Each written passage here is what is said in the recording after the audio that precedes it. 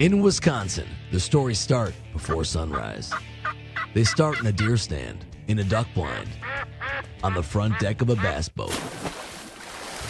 Welcome to the Flippin' Sticks and Throwin' Lead podcast.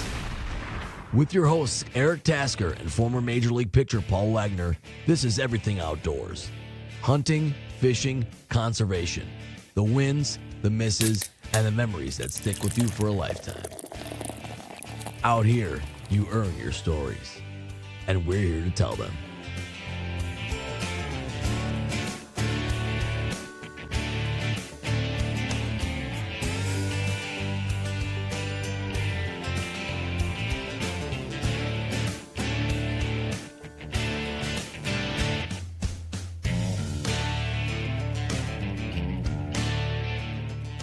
All right, Mr. Wagner. Well, here we are. We are not in camouflage this week. We are not, but we are bundled up. We might as well be in PJs because I think we're just catching up on rest after the last week. Ain't that the truth? Oh, Isn't man. that the truth? We don't really have a plan for this week's show unless you have some stuff that you wanted to go over. But I think it's maybe just best just to talk about how our week was. Some highs, some lows. I don't know. The highs were really just the camaraderie and the fun that we had, and the Groundhog's Day that we experienced every morning of you sitting outside with your coffee, waiting for me to get here, 5 o'clock in the morning, dark out, coffee steaming, and just getting ready for the morning. You know, we did see birds. You've shown a lot of that, so we know there are birds here. And I think, though, I really have come to the conclusion that it isn't us. It really isn't us. And people laugh. Might not be you. People laugh, but it is not the Indian. It is definitely the arrow. So we are going to, after this is concluding, before we start up season 4 and 5 and 6, we are going to recite our guns. Yeah. Because we, like you said, I think you on one of your text messages to me is, well, we lived up to our Throwin' Lead name. We did. The Flippin' Sticks and Throwin' Lead podcast is as genuine of a name as we could find, because as you've said so many times, hey, if we see animals, we're not going to wait. We're going to shoot, and we're going to do our best to put an ethical shot on an animal. But we're not afraid to shoot. No. And my 0 for 3 batting average and your 0 for 2 batting average is an example of that. Yes. Yeah. Which is okay. I mean, that's all right. So we had practice. I'm bundled up because I was outside today and it's freezing. It's coming. The wind's blowing and it's cold. So some of our guys are hitting. They're taking batting practice on the field, and couple guys that we had seen and had come over here during the winter. One of them actually helped drag your doe out. And he goes, hey, how's it going? You know, turkey season, which seasons you got? This one. I go, I told him that we missed both me and you. Okay. So he does recall when you were sitting in the north blind. Yes. Or the north redneck, and those does came to the south of you and you shot and you missed. And so when I eventually hit because he drugged the deer out. Yeah. But when I said that we missed, like he didn't even flinch in the batters. He didn't even like bat an eye, like turn around and go, what? He just continued to take his BP. Yeah. Yeah. Well, good for him. I mean, he knows what he's getting into. That's not good. That's not good reputation. It's not, but it's an indicator of one thing, which is what everybody wants, is that means that we're seeing the game we're chasing. True. So true. They just are not cooperating. It's so funny that I don't know if you saw the video yet. I almost didn't want this video to see the light, because in real life, the video that my buddy Anthony Heller, Instagram Deer Vein had posted just, I think it was yesterday. He had posted it with the comment of, what setup are you running for turkey? What's your safe distance, and what's your efficacy range for shooting turkeys? Okay, so are you running a choke? Is it a 12 gauge, a 410, a 20 gauge? What ammo are you shooting? 2 3/4, three, Just 3 and a yeah, half. Yep.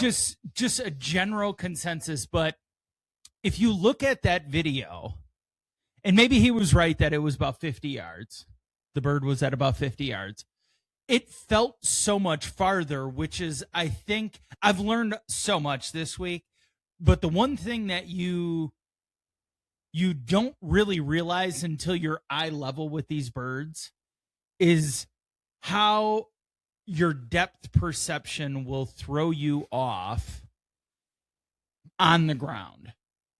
Oh yeah, I get what Like you're saying. you're Yeah. like, if we're looking at the trees out here, say they're 16 yards from us, but when you sit on your backside and you're on the ground eye looks like level, 30. you're looking up Yeah. a little bit, maybe you're thinking it's 20 yards. Well, that just magnifies the farther out you get, and it looks so bad. It looks like I should have shot 6 different times because of where the bird was, but it did not feel that way.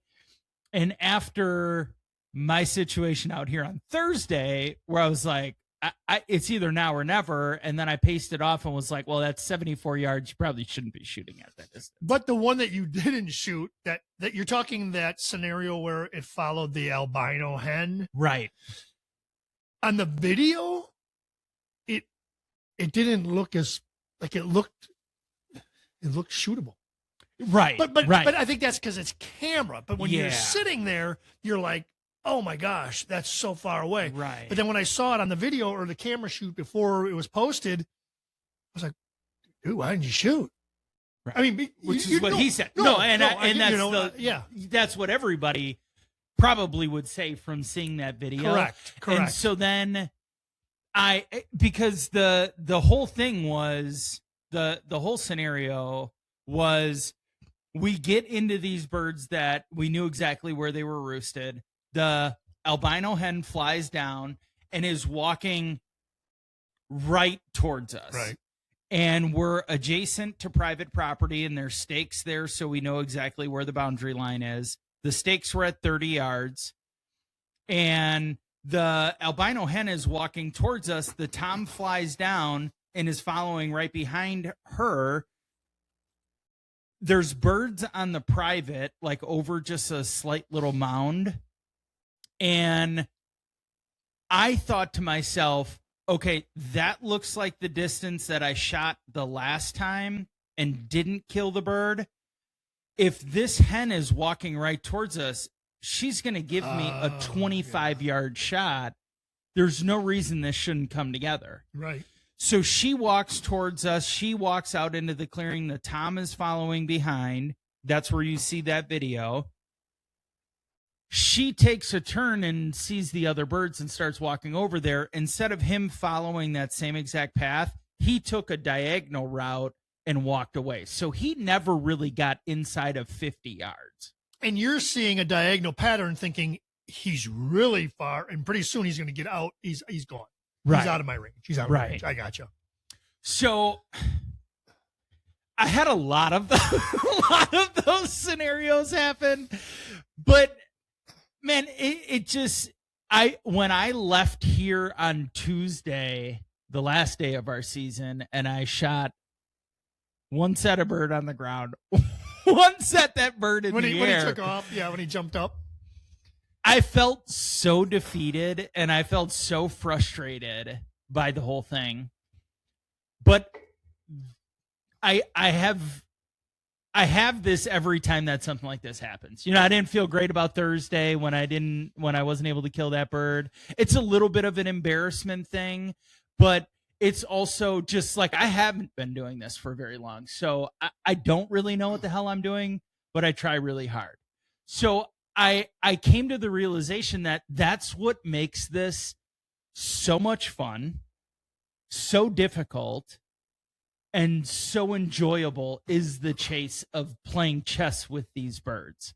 I love it. I'm not going to say this with 100% confidence, but I actually think I like turkey hunting better than deer hunting, because it's so much more of a chess match in my eyes, because you can shoot a deer at 100 yards.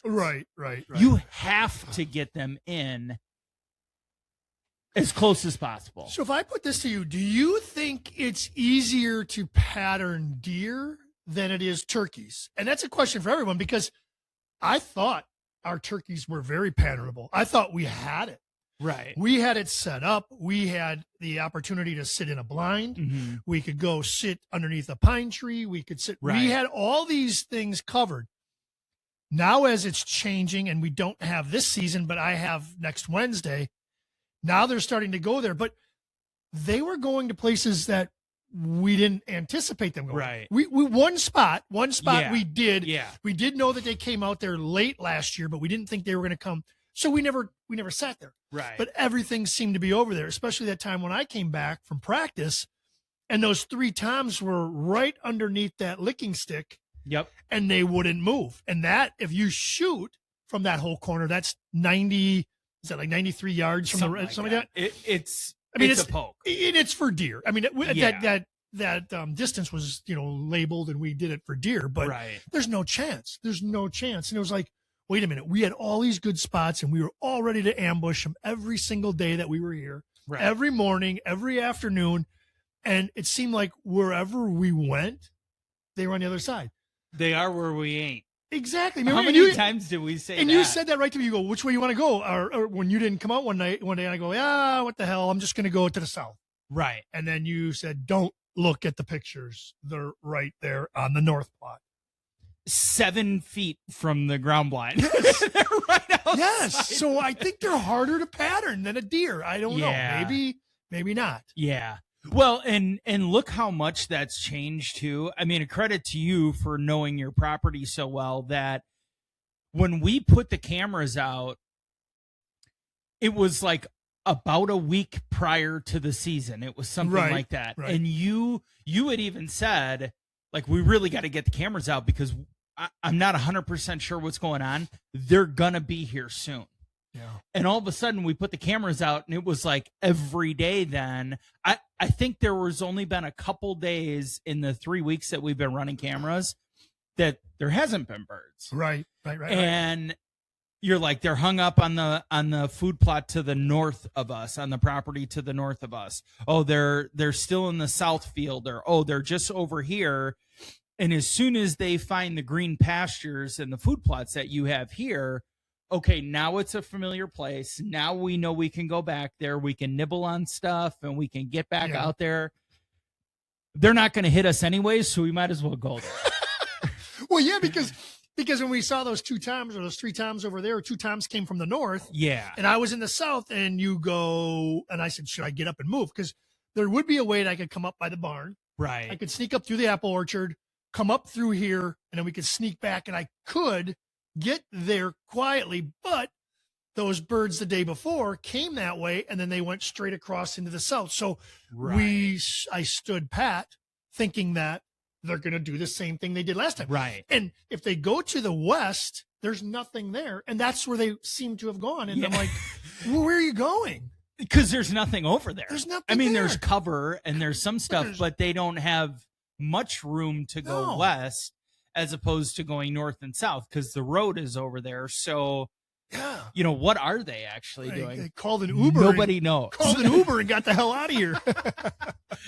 But that, so I guess turkeys are harder to pattern.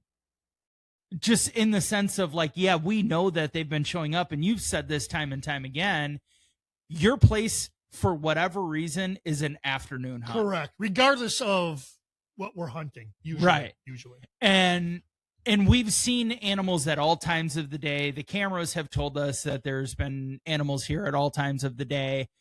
Now, gradually, it's become more of an all-day thing. Yeah. It has been a very frequent 2 p.m. to 6:30 kind of a thing.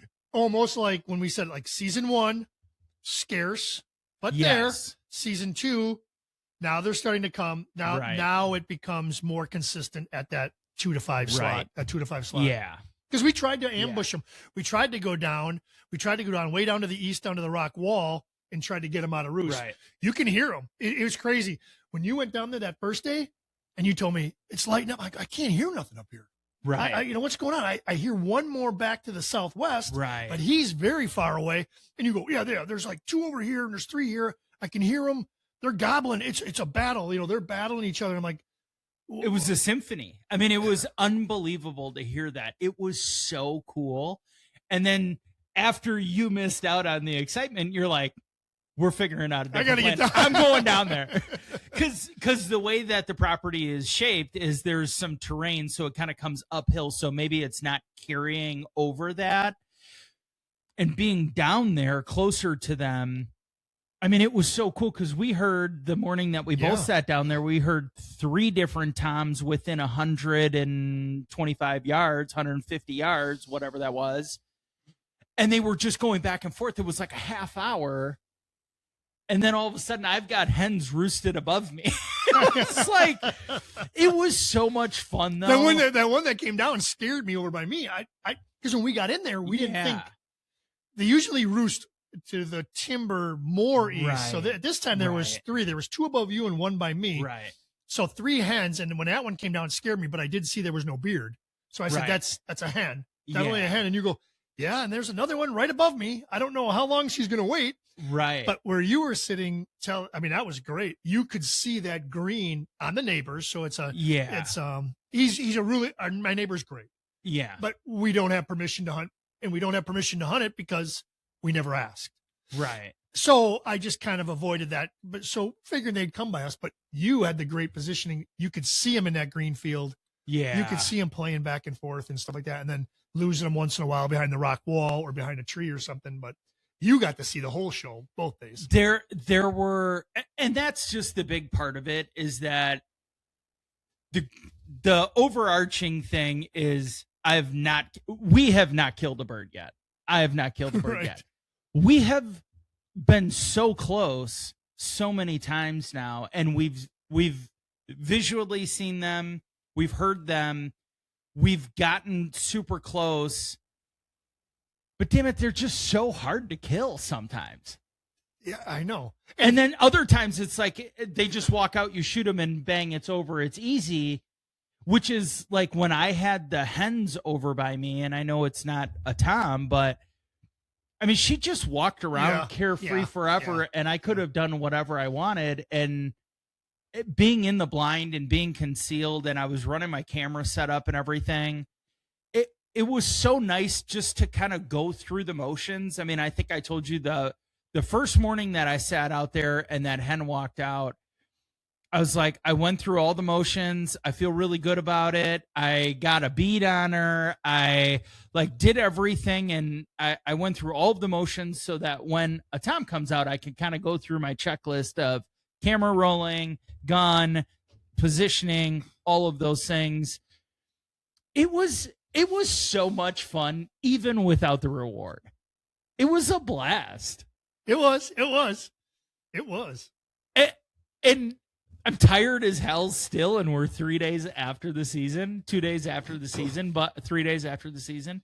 But it makes you want to come back for more. And I think, yes. So I can't wait till the next seasons because right. I do believe that there's hens that are laying eggs and they have a nest. Yeah. So they're nesting, and if they're dropping 1 egg a day, they're moving around, but they're coming back. I don't know how the breeding cycle works or how many times or what happens, but I think maybe that's why the toms are coming around here. But my area has always, even though it's not a large parcel, there's always seemed to be two families, let's just say. When the girls would walk around the trails and stuff like that, all of a sudden you'd see like 12 little ones running around, and they'll run around the trails because they like to cut. So I think they'll be here. Plus we're getting close to fawns dropping with the green, and we do have fawns that drop here. Yeah. So I think maybe it is because maybe we are more of a later season. Maybe we are just where we are located. We're a later season. Yeah. And there's no predators up here. Knock on wood. I have my chickens, that free range chickens. We rabbit hunt here. We do a lot. Randomly, we'll see like a fox, or I don't really pick up a coyote, but yeah, we haven't seen any coyotes. But a random fox, and we haven't seen him again lately. But and he doesn't take my chickens, so maybe they feel safe up here. Well, I mean, they don't have to worry about it. None of them have died yet. True. Oh man. Okay, so I like shared a little bit about like some of the stuff that I've learned. Have you had any like learning experiences from this all? Has there like been like a shining example of like, I realized this, I learned this, I'm more aware of X, whatever that might be? Is there something that you can think that stands out to you from this first period that we hunted? Yeah, and then, the one thing is I am not sold, and I know people are going to say it. I'm not sold on the red dot yet. Okay. I just am not. I don't, for some odd reason, I don't trust it. I don't know Sure. why. I guess I'm an old fashioned. I like my bead at the end of the barrel. Yeah. I like the squint eye. I don't know. I think that is the thing that I'm taking from this. Not to say that I would have hit those turkeys because it was a good distance. We know Yeah. that, but I don't know if I'm sold completely on the red dot yet. It's going to take me Okay. time. It's going to take me time. Yeah. You? Yeah, I think what I've learned the most is that they're just in general learning about turkeys is what incredible eyesight they have. And I know that that's something that everybody knows, but their eyesight and their GPS locating of being able to like nail down a sound to a very specific area, like the size of this room, and being able to pinpoint that and come back. It's just like their eggs in their nest. Yes. Like they're able to run around all day, but make it back to that very specific spot over and over and over again.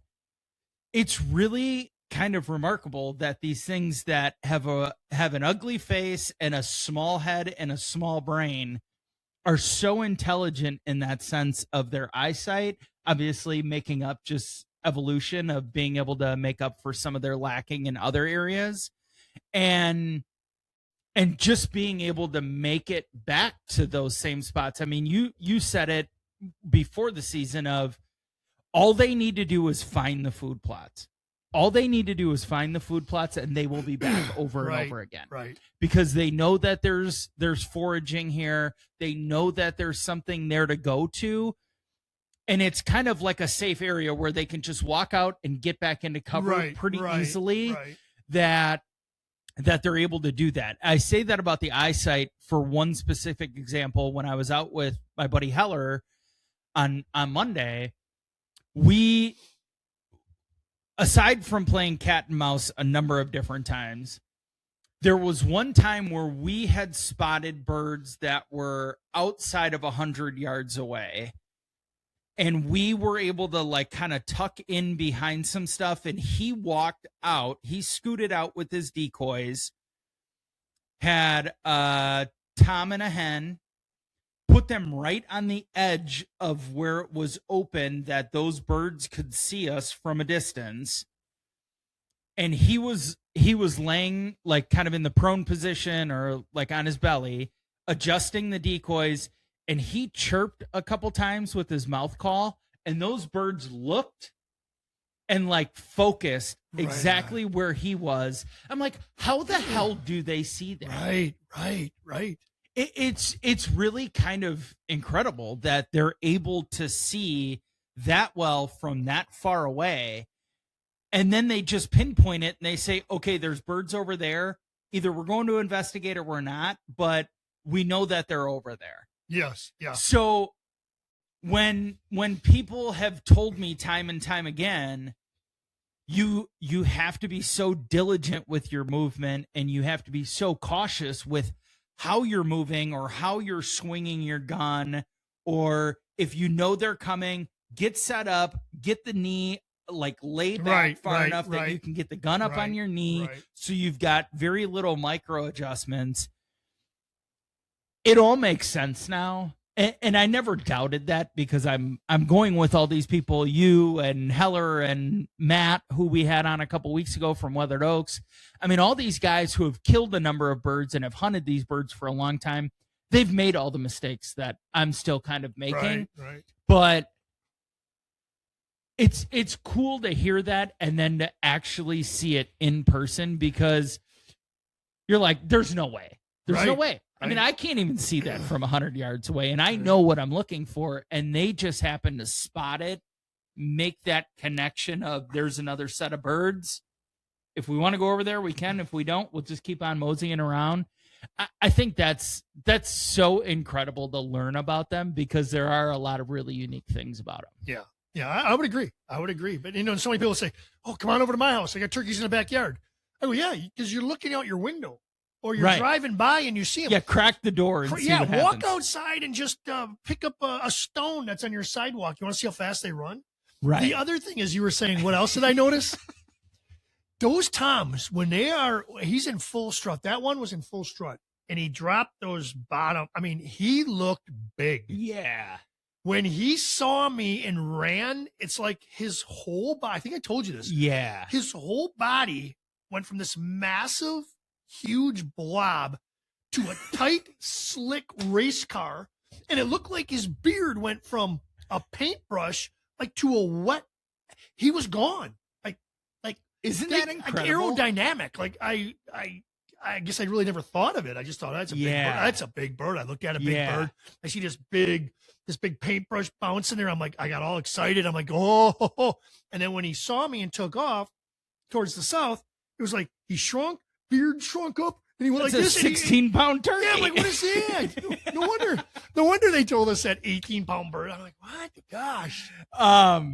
Yeah, and it's a good thing that we have requested video on a number of these birds that we have seen, because the first time that group of 3 toms came in, they came in and their beards were thought they were short. Jakes. Yeah, and I was like, oh, well, we got 3 Jakes over on the North Food Plot, and then I downloaded the video, and I'm like, what happened? Yeah, it was. Yeah, where did that come from? As soon as he bulged, and then you said the red. As soon as it's the like red it head drops, yes. and it. Yes. I don't know, man. They're such interesting animals. Yeah, and that you continue to learn about. And they didn't look like little. I mean, they didn't look like a real Jake, right? But it just looked like a younger Tom. Yeah, but exactly. Yeah, because it was very deceiving, and I was like, I can't really tell from just the still image. I'll just wait for the video to come through, and then when the video comes through, it's like all of a sudden this thing transforms into a huge Tom. It goes down to peck, and it's dragging his beard on the ground. And I'm like, I don't even understand how that's possible. But it is what it is. Yeah. No. So, okay. So we have a break here. We've got a little week off. We can catch up on some sleep. We can, and I don't know. I mean, it's hard to say there's no point in hunting the morning, because now in just the last couple days, birds have been in there at 8 o'clock. Yeah, I know. So does that change our game plan a little bit of, okay, maybe now we're putting one person north and we're putting one person east, because we know they're roosting over there. We know that they're up there, but that's all part of the patterning with them, is that we can kind of figure out the game plan. The one thing that I will say is, not only is it an afternoon place, it is a 2-man place. You gotta have 2 guys out here at all times. Yes. Because they're so frequent, but inconsistent in a way that you almost have to have 2 people in 2 different spots when you're out here. Yeah. No, I'd agree. And even our South Plot, you could almost have 2 guys there.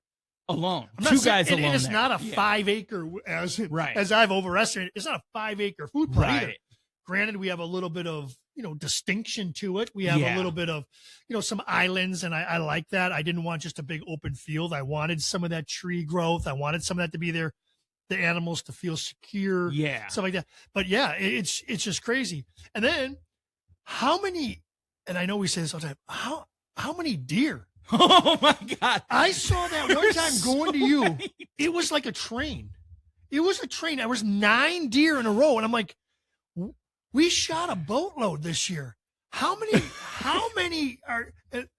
do we got to shoot? They're everywhere.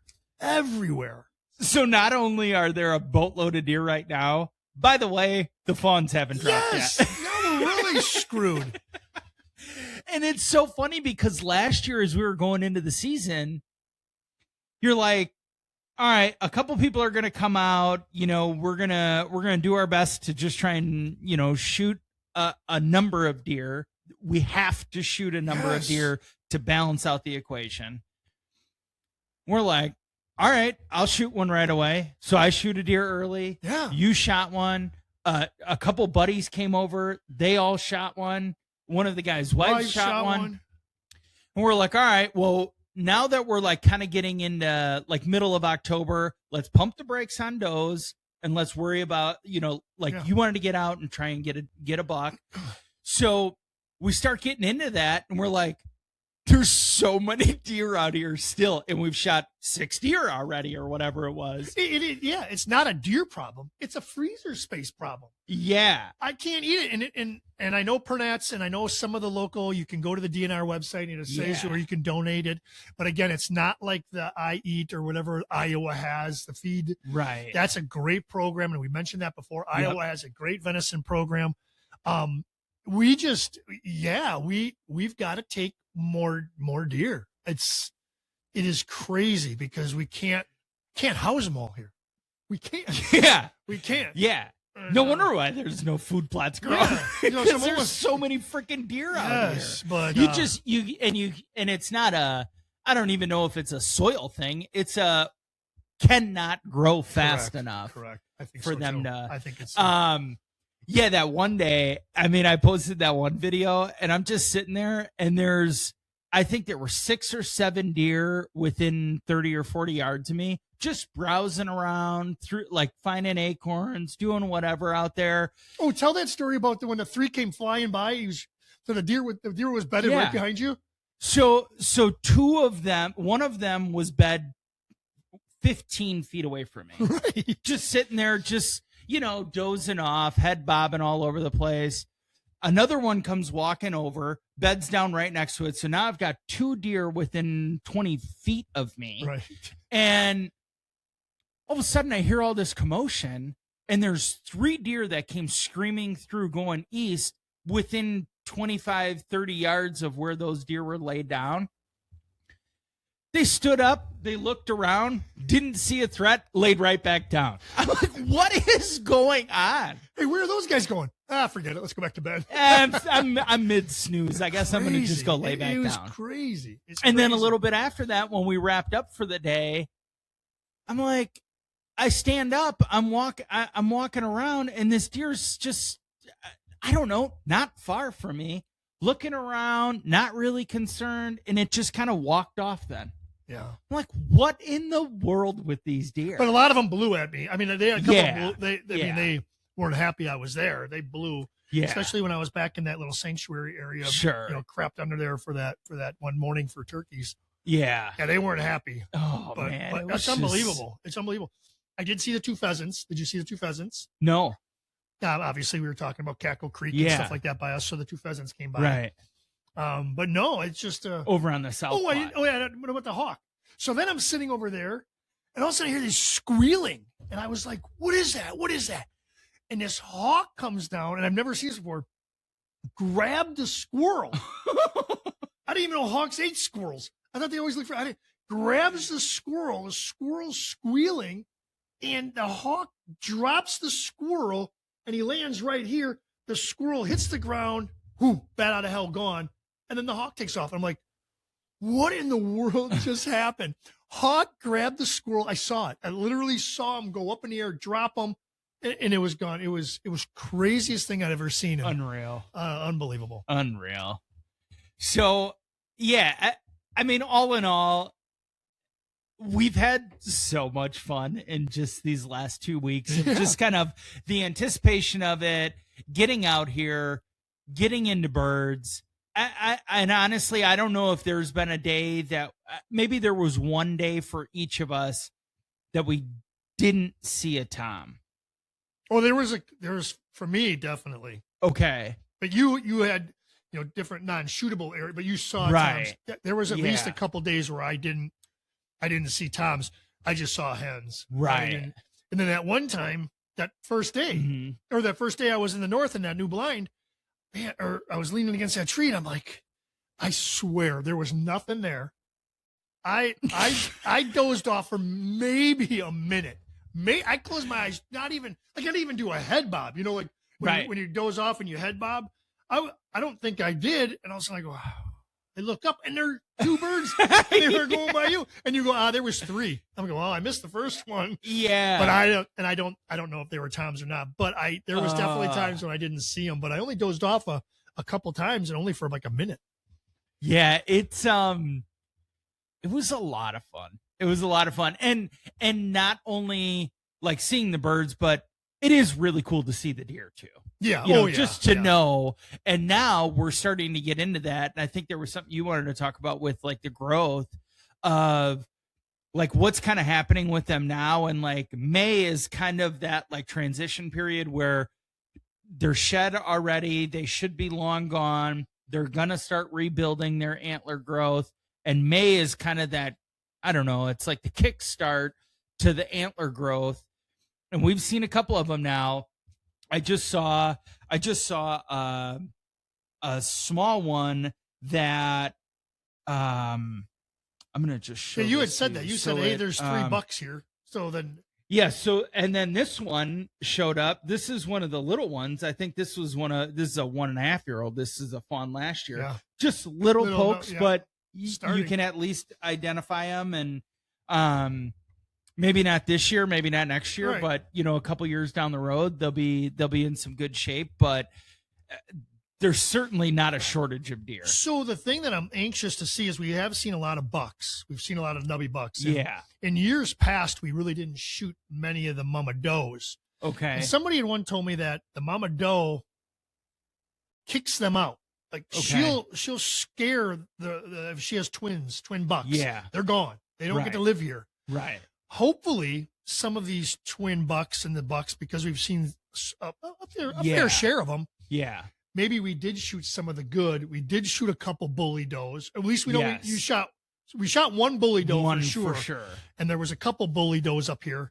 And if we got rid of them, maybe it can change the cycle of, who can dominate and who the area, because we had that doe here for probably 3.5, 4 years, and she ruled the roost, and it was good to take her out. But now maybe some animal changeover, or maybe a new family is going to move into the neighborhood. Right. and I think it's important to just touch on that. And we talked about this study as well last year of, I've always been a big advocate of I'm not going to shoot a mama doe with fawns. And when I was recruited to come out here and help you with herd management, I was told very quickly, if you see a deer, you have to shoot a deer. And there was there were a couple times where I wasn't able to get a shot off, and there were a couple times where I was like, nah, I see nubs. That's it's a fawn buck. But we talked about that of, okay, if you shoot one of the moms, because the mom that I shot, the big bully that was the biggest problem out here, had 2 fawns last year. And when they lose their mom, they have been conditioned to go back to their safe bedding area, their safe food area, their travel corridor, and all of those different things. That stuff's already been conditioned in them, that we see them all the time out here now. They're thriving. They're doing just fine. They're moving in a lot of those similar patterns. I've seen them most of the time over by the sanctuary. And that's probably just their mom told us that this is where it's safe. We're going to work these patterns. We're going to come back here to sleep. We're going to work these patterns and we'll come back here to sleep, and life goes on. It has really changed my perspective on taking a doe if there are fawns, knowing that now that, hey, look, I've seen it from start to finish now. I took one out that was a problem. I saw the fawns go through that whole deer season. Right. And now that we're 6 months, 8 months past that happening, I mean, probably honestly even longer than that, those deer are fine. Right. They're fine. Right. And like, I think it's more of an emotional thing of like, I'm taking away their mom, but I'm also trying to eat hot sticks. Yeah, and maybe that's why. It is interesting to see that, though. And maybe that is why, because right around this time when she's getting ready to drop those other two, she's kicked those other two off his property. She get out of here, get out of here, because I'm gonna drop twins right now, and then they are gonna be the new ones. Right. Where we shot that, so those fawns from last year stay there. Now the random don't. Now that's maybe that is why we're seeing so many deer. The more you take, or the bigger, the mature doe that you take, the younger ones are here, and maybe that's how you establish. I don't know. But, but you're right. The biggest thing is they're fine. They're fine. Yeah. And Let's take a quick moment to remind our previous co-host who told me after I shot that doe, those fawns aren't going to survive. Well, Tim. Did he? Yeah. Oh, no, you're wrong, Tim. Tim, you're wrong. They're thriving. The one is growing antlers. We're going to be just fine. They're going to be all right. And I know it's a circle of life thing, but they're going to be all right. We're keeping tabs on them. They're eating grass. They're eating acorns.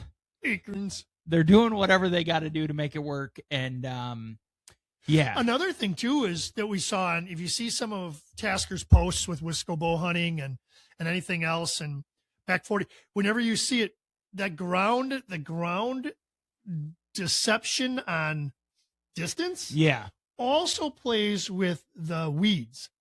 Oh yeah. So we have in this one little area, we have a lot of little spots. A lot of, I would say that's a yellow goldenrod mustard seed looking thing. You know what the weed is? I don't know. But when you walk out in the field, they're not dandelions. They're not dandelions. Yeah. But they're not everywhere. Right. But when you look at it, it's like, oh my gosh, the whole food plot is full. What are these things doing? And you get out there and there's like a 8x8 spot, and then there's like maybe a 5x5 spot, right. And then there's open area, and you can see green and some old clover. But when you're at that level, you're thinking, I was looking at it going, when I watched it, I'm like, what? Yeah, because your horizon line is all yellow because of the splotchiness. Because I even thought that too. And I'm like, when that hen was walking through, I'm like, I can hardly even see her. Right. When she's like down pecking, I could hardly see her. But, when she's like looking around and she's a little more alert, well, then these frickin' toms come in and they're like, I mean, as skinny or as big as they are, depending on how you see them.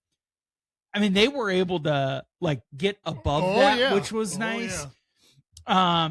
And that was the other thing that Heller had said to me the first time we hunted was, you will be surprised how big those birds are when they come running at you. Yeah. Like if they work into a decoy and they're flying in, you'd be surprised how big they are, waddling back and forth and running, full speed. And so it's been great. But I just posted something this morning about like how lucky are we that we are afforded the opportunity to be able to do this. I mean, I personally am lucky that you invite me out here and have me come help with some of the herd management and some of that stuff. And but like, how cool is it, and how fortunate are we that I think I'm especially grateful for the fact of like, there's so many people that want me to get my first bird. And there's so many people that are always like, if you need something, let me know. Or if you've got questions, or like, that is the side of social media you don't always get to see. Right. That like building a network and building friendships and building relationships with people that you would have never met. I mean, there's so many people that I've never met that I've invited to my house for my annual get together. Yeah. And it's like, that could be the first time that I meet them, but you talk to them all the time. You engage with one another. It is just something that I felt the need to highlight, in the sense of like, how lucky are we? How fortunate are we that we're so passionate about something and we get the ability to do that. And this community is good. Like you've said so many times, even what you experienced at HHA up there in Barneville, the community is great. Yes, Right. there's bad apples. Nobody has it perfect. But the 1%, it's too bad that the 1% that are bad, disrespectful, mocking, whatever, Keyboard warriors. whatever. Yeah. That isn't really the truth, because 99% of the people in the outdoors world, whether Right. it be hunting, camping, fishing, biking, canoeing, kayaking, 99% of the people are more than happy to help you and be a part of it and help Yeah. you enjoy what they enjoy. And it's Right. too bad that one squeaky wheel is the one that gets the most grease or the most Right. attention, and it's Right. like, dang it. It's like, gosh darn. Yeah. Yeah, because that's not any different from any other Yes, industry yes, or correct. sport or hobby or whatever. There's always going to be the guy that is or the guy or girl that's super arrogant, very full of themselves. They think they know everything. And then there's going to be other people who are like totally clueless, average, beginner, no clue what they're doing. Yeah. I got a lot of questions. Don't make fun of me, but I don't have an outlet to be able to do that. I hope that those people don't get discouraged and that they're able to find the right people to surround themselves with, because there are so many good eggs out there. I mean, if there's 11 good eggs, there's one bad egg, and Yeah. you got to sometimes have thick skin and just be able to brush some of that stuff off, because there really are so many people that are willing to help, offering their services, answering questions, and kind of being there as like a support system, or a community that you can reach out to and be able to vent to. Absolutely. And Absolutely. talk about the highs and the lows, and holy shit, Eric missed again, whatever. Haha, it's funny, but it's all part of the learning experience of just kind of trying to figure this whole thing out. Yeah, it is, because if you're a guy who's never missed or a woman who's never missed, I don't know. You can't on air. You're not You're allowed. definitely not invited. Yeah. You're definitely Yeah. not invited. I think we got more dead trees shot than we do Yeah. animals, but no. Yeah. Oh man. Well, I don't know. We're at like 46, 47 minutes. I mean, I don't know if there's anything else. I feel like this was pretty good. It was a nice little rundown. Next week, we'll start talking about like what's going on with our next season. Yeah. Kind of get people up to speed.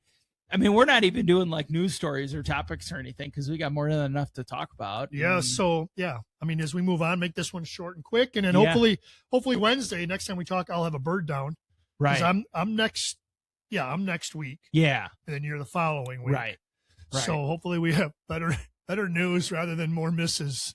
Yeah. Yeah. Well, I did see this real quick. I Yeah. saw this on Facebook or one of the social media sites. Is a grandfather or a father had passed down this box, Okay. and this box has little holes in it where every turkey, there's a picture of the there's Okay. a picture of the turkey or the deer or whatever you harvested, Okay. and they save the shell. So Okay. then with it, there's like a slot. So you have the picture and you have your casing or Yep. your. Good thing we don't have that, because we have a wall full of empty shells. like if we could make a chandelier or something out of our shells, we could do something.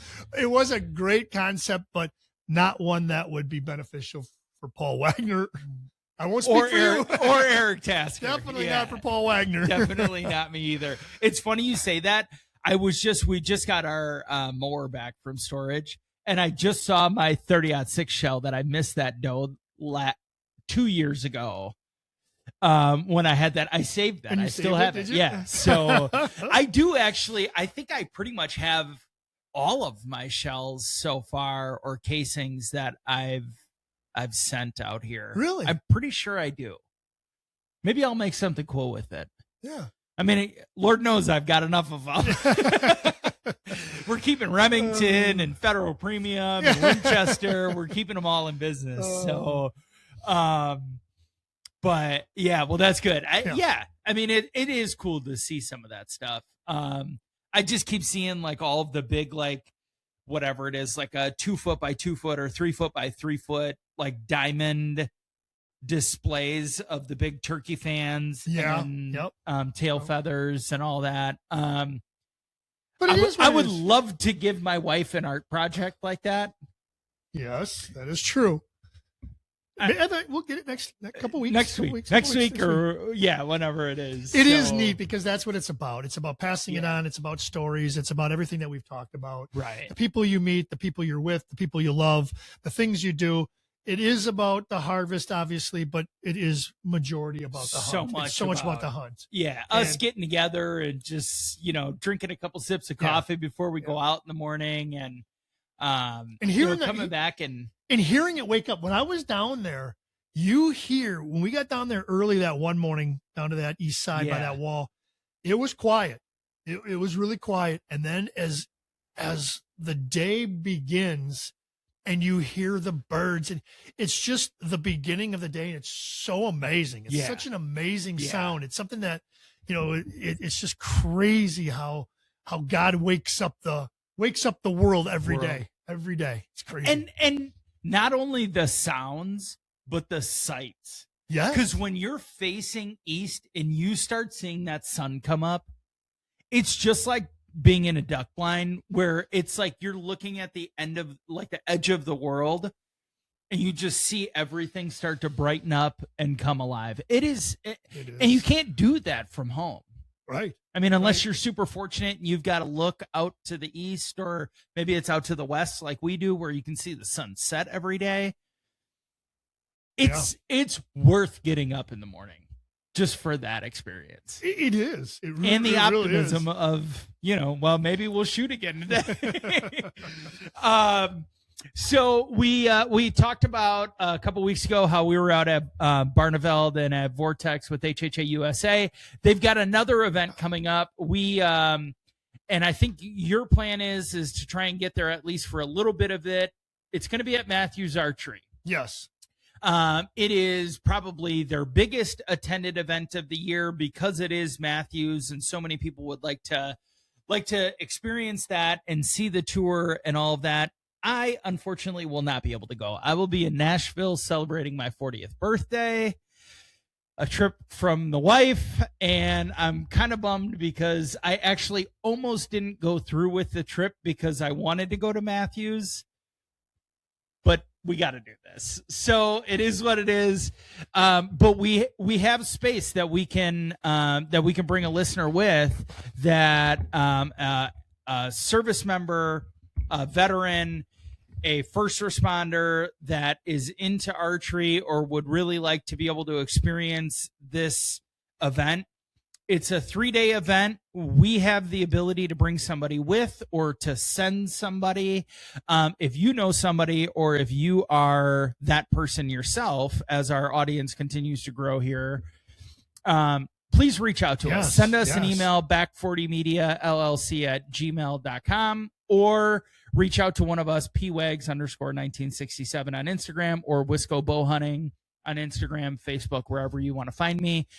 We would love to talk to you, because just from that one event, I think we probably have 5, 6, 7 interviews that we were able to kind of like work through, that we can call on them after we get through this chaos of turkey season. A couple Illinois guys, a couple like local Milwaukee guys. There's some guys that have like invented products for the archery community. There's so much you can get exposed to if you're able to make it to one of these events. We would love to send you there.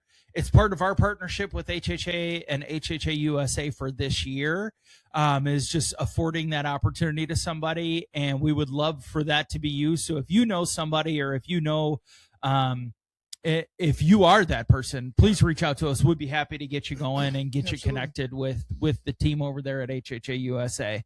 Yep.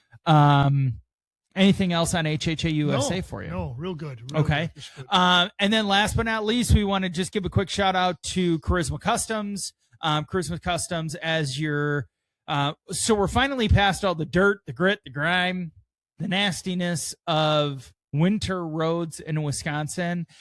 Maybe it's time to get a detailing. Maybe you've thrown a couple birds in the back of your truck, whatever that might be. Give them a shout. Tell them you heard us. Heard about them through us, and they'll take care of you. But whether it's a new vehicle, a new toy, whether that's a boat, an SUV, whatever it might be, those guys are the best of the best, and I think you'll probably be pretty blown away by some of the vehicles that they have in there. Really, really good guys, and just people who will for sure take care of you. But if you have something you want to make sure you protect your investment, they will perfect and protect for you. And also listening to your group on the country station here in Milwaukee, I did hear that commercial that you probably put together. Also the window tinting right now. I think he's got a special. I don't know it exactly, but I don't know if what you have, the specifics on it, but there's so much more you can do. It's not necessarily cleaning and detailing and whatever you want to do, but also the window tinting, something that the average person, not necessarily the outdoorsman, do you want that glare gone as you leave or you drive into the east as you go to work in the morning? Right. There's a lot more things. and not only that, but like heat management. Yes. And for protecting your interior and just, overall interior maintenance, it helps so much. I mean, I ended up, because you know what happens when you buy a new car, it doesn't have the front windows tinted, it has the privacy tint on the back, and then every car looks like that, but don't you want your car to look a little bit different, a little bit cooler, and have a little more privacy and protection from the UV rays and all of that stuff? Super, super reasonable to just get the front to match the back. They'll match it at whatever percentage visibility that you want. But those guys are so great. And they also, like, if you're somebody that's got a lot of miles on the road, they actually have, so we talked about a ceramic coating and a paint protection film for your actual vehicle.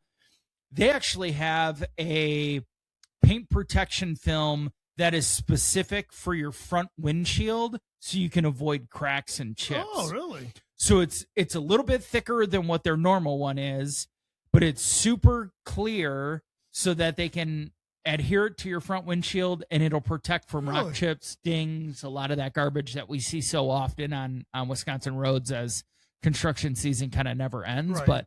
But the best of the best. I mean, those guys just really got it together, and they'll make sure to take care of you. Tell them that you heard about it from us, and I'm sure they'll give you, I don't know, maybe I'll get you an extra 10% discount or something. So, all right. Well, there we go. Boy, we try wrapping up at 45 minutes, and here we are at 58 minutes. So another hour show, full boat for you. Anything else, Mr. Wagner? I'm good. All right. Finally warming up. The chill. You finally warmed up. Yeah, I see the heater turned down a little bit. It's not glowing the hot orange anymore. For Paul Wagner, Eric Tasker, another episode of the Flippin' Sticks and Throwing Lead podcast, living up to our name, another season. Here we go. So until next week, find us anywhere that you listen to podcasts. We'll put this on YouTube as well, Spotify, Apple, wherever it might be. Until next week, we'll see you then.